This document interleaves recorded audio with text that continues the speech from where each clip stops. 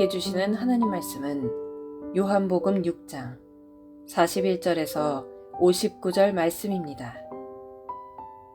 자기가 하늘에서 내려온 떡이라 하시므로 유대인들이 예수에 대하여 수군거려 이르되 이는 요셉의 아들 예수가 아니냐. 그 부모를 우리가 아는데 자기가 지금 어찌하여 하늘에서 내려왔다 하느냐. 예수께서 대답하여 이르시되 너희는 서로 수군거리지 말라.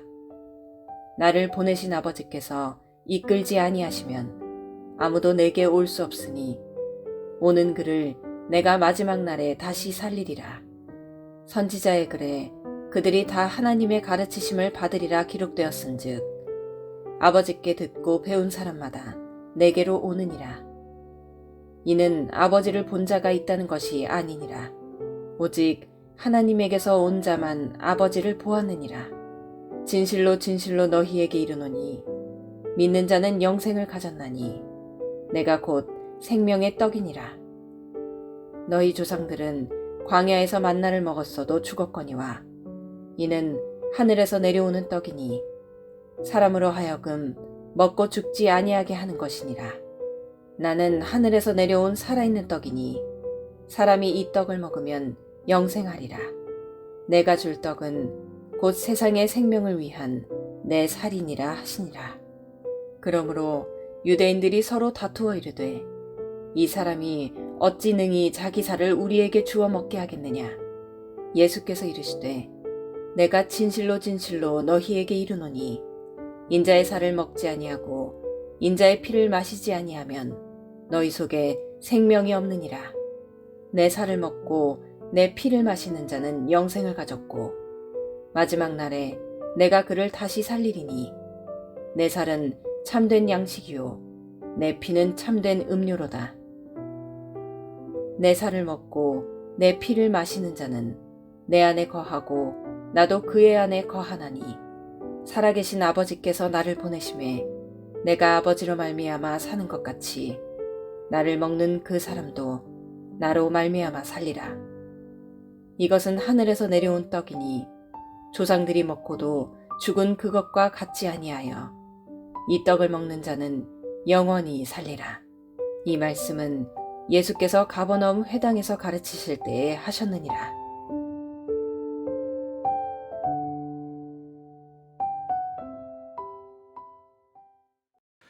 요한복음 6장은 유월절 어린 양이 되셔서 죽어야 할 죄인들을 대신해서 죽으시고 부활하실 예수님은 생명의 떡이시다에 대한 긴 강해입니다. 생존을 위해 이 세상의 떡을 구하러 예수님께 찾아온 많은 무리들에게 오병이의 기적과 무리를 걷는 기적을 통해서 그것이 가리키는 것이 무엇인가, 즉 세메이온, 표적을 설명하십니다. 예수님은 너희들에게 필요한 것은 생존에 필요한 세상의 떡이 아니라 정말로 필요한 것은 영원한 생명을 주는 영생의 떡이다라는 것을 반복해서 설명해 나가십니다. 이것을 긴 내용으로 강의하심으로 우리는 예수님의 이 애타는 마음을 요한복음 6장에서 발견하게 됩니다. 그럼에도 불구하고 세상의 떡을 구하기 위해 주님을 찾아온 사람들은 전혀 바뀌지 않는 모습을 보여줍니다. 예수님의 표적을 보고 찾아온 무리들과 예수님의 대화를 주의 깊게 보면 초점이 서로 안 맞고 있다는 것을 볼 수 있습니다. 예수님은 계속해서 영원한 생명의 떡이신 자신에 대해서 말씀하시는데 무리들은 집요하게 세상의 떡으로 이해를 하려고 한 것입니다. 오늘 본문의 첫 절인 요한복음 6장 41절을 보겠습니다. 자기가 하늘에서 내려온 떡이라 하심으로 유대인들이 예수에 대하여 수군거려. 예수님의 말을 들은 유대인들이 수군거렸다라고 되어 있습니다. 수군거리다라고 번역된 헬라어는 공기조라는 단어입니다. 비둘기의 울음소리에서 유래된 동사인데 불평하다, 투덜거리다라는 의미를 가지고 있습니다. 불평, 불만을 통해 타인을 중상모략하거나 비방하는 것을 공귀조, 수금수군하다라고 합니다. 그래서 사도 바울은 타락한 인간의 본성에 대해서 묘사할 때 수군거림을 포함시킵니다. 로마서 1장 19절에 보면 곧 모든 불의, 추악, 탐욕, 악의가 가득한 자요 시기, 살인, 분쟁, 사기, 악독이 가득한 자요. 그 다음 보면 수군수군하는 자요 라고 되어 있습니다. 이때 이 수군수군이 바로 헬라어 공기조입니다. 이스라엘이 광야에서 물이 떨어지자 모세를 원망했죠. 가나안 정탐꾼들은 돌아와서 부정적인 보고를 할 때 그때도 이스라엘은 모세를 원망합니다. 그러한 원망의 외침이 수군거림이라는 단어에 다 들어 있습니다.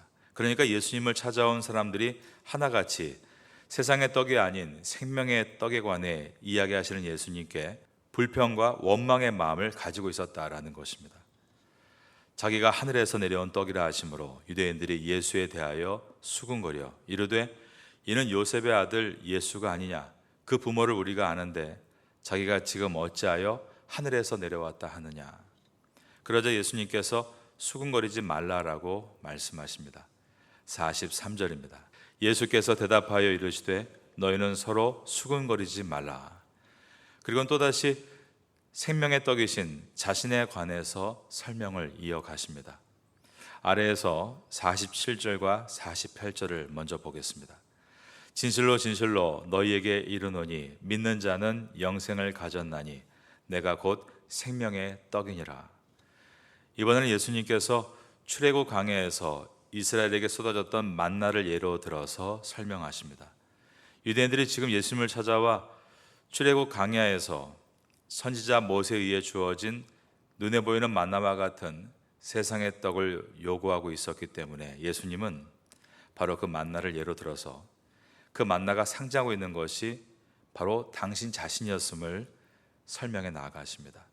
49절 이하를 보겠습니다. 너희 조상들은 광야에서 만나를 먹었어도 죽었거니와 이는 하늘에서 내려오는 떡이니 사람으로 하여금 먹고 죽지 아니하게 하는 것이니라. 나는 하늘에서 내려온 살아있는 떡이니 사람이 이 떡을 먹으면 영생하리라. 내가 줄 떡은 곧 세상의 생명을 위한 내 살이니라 하시니라. 출애굽 때 광야에서 주어진 만나를 먹은 사람들은 잠시 배는 불렀을지 몰라도 결국 모두 다 죽었습니다. 예수님은 먹고 죽는 만나 정도가 아니라 먹으면 영원히 죽지 않는 생명의 떡을 주러 오신 분임을 계속 설명해 나가십니다. 구약의 만나는 예수 그리스도를 상징하는 것이라는 것입니다. 그 자체가 이스라엘에게 복으로 주어진 것은 아니라는 뜻입니다.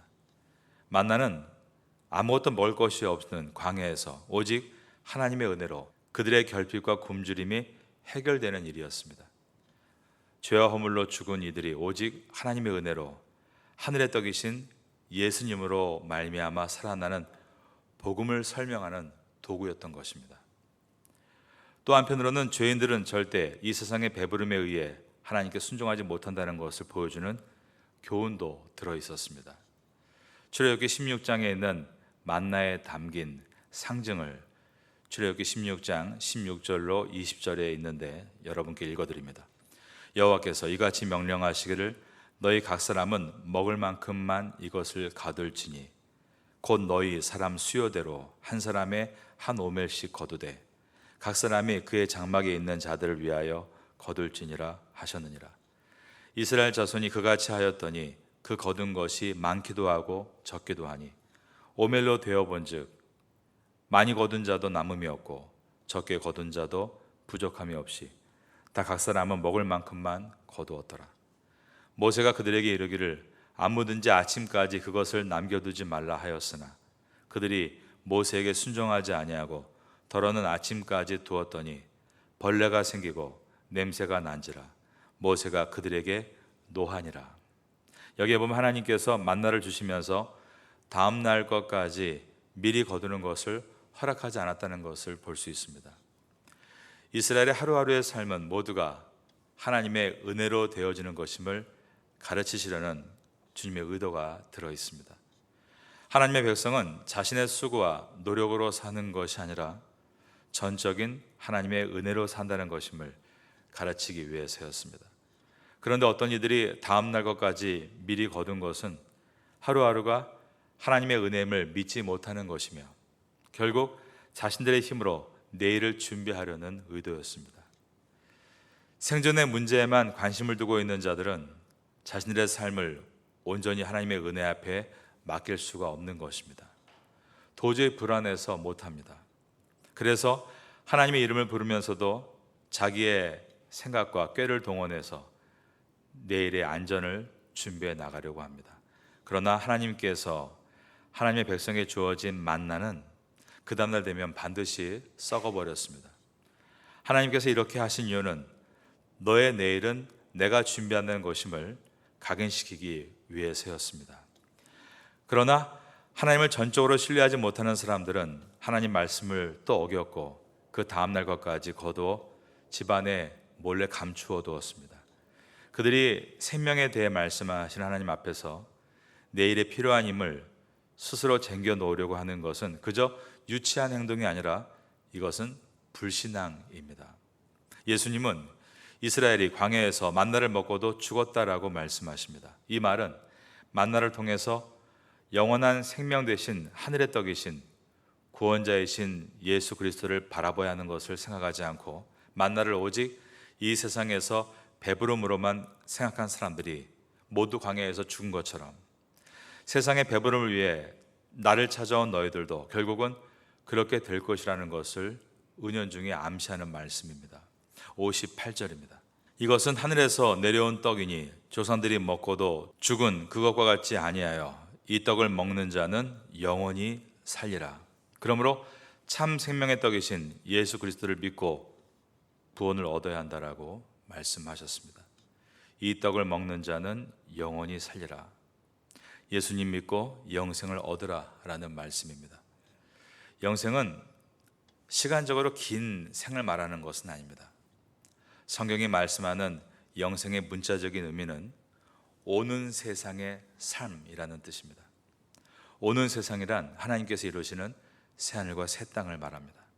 그런데 오는 세상의 삶이라고 했기 때문에 앞으로 올 그 아름다운 세상의 삶을 지금 살아내는 것을 영생이라고 부르는 것입니다. 앞으로 올 하나님의 영광을 지금 담아내는 것이 영생의 뜻입니다. 이것이 어떻게 가능할까요? 예수님의 십자가의 사건을 통해 앞으로 올 세상이 이 세상으로 뚫고 들어왔기 때문입니다. 예수님께서 이렇게 기도하라고 하셨습니다. 나라가 임하시오며, 이 말의 뜻은 오는 세상을 오늘 구하고 미래의 천국에서 맛보게 될 하나님의 영광을 이 땅에서 맛보라 라는 뜻입니다.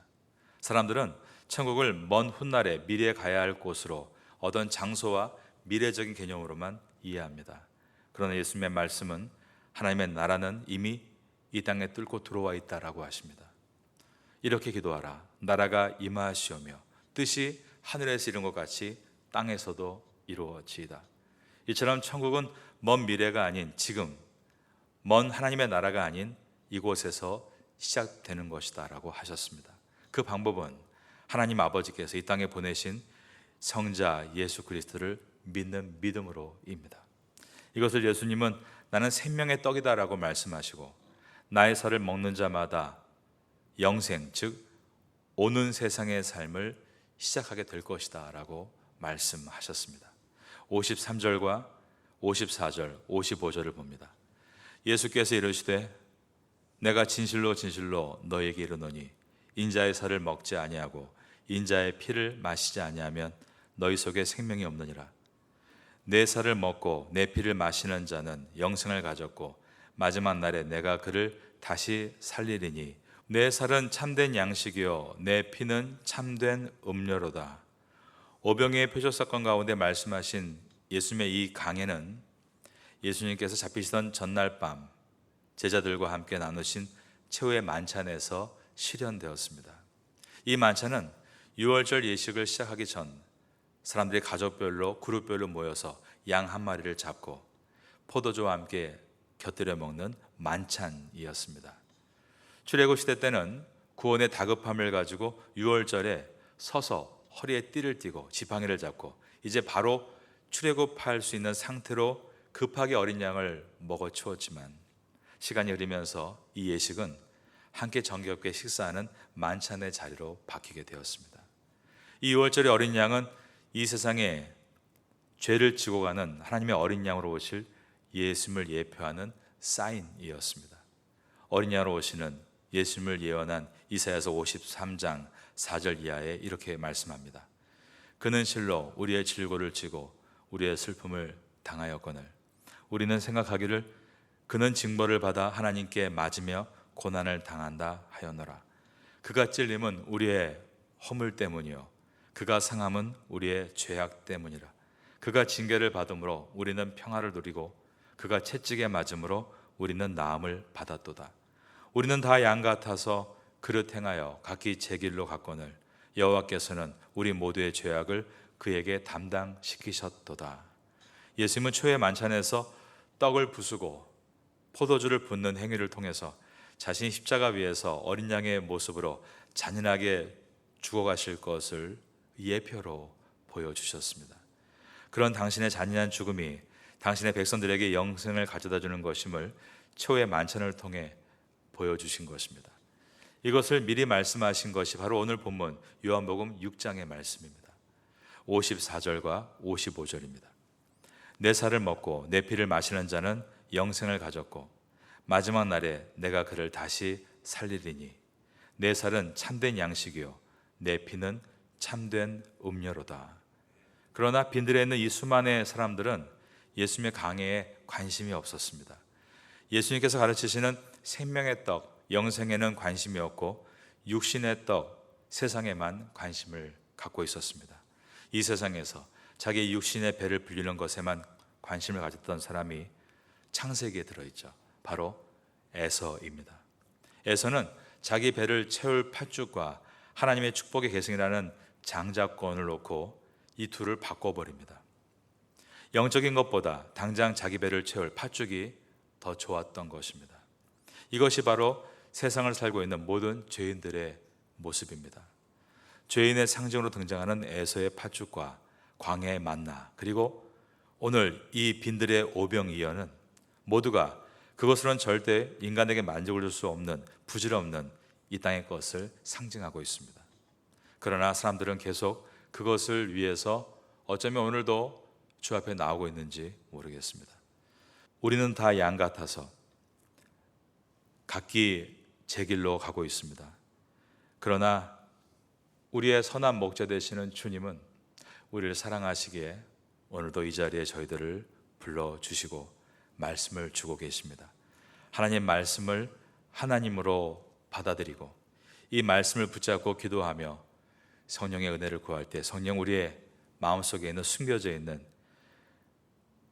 그러한 세속적인 마음에 대해서 발견하게 해주시고 이것을 위해 기도할 때 하나님께서 우리의 마음에 치유와 회복을 주십니다.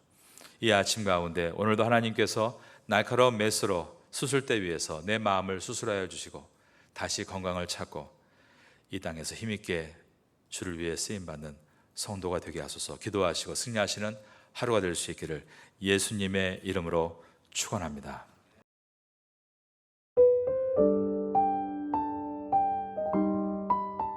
지금은 함께 기도하는 시간입니다.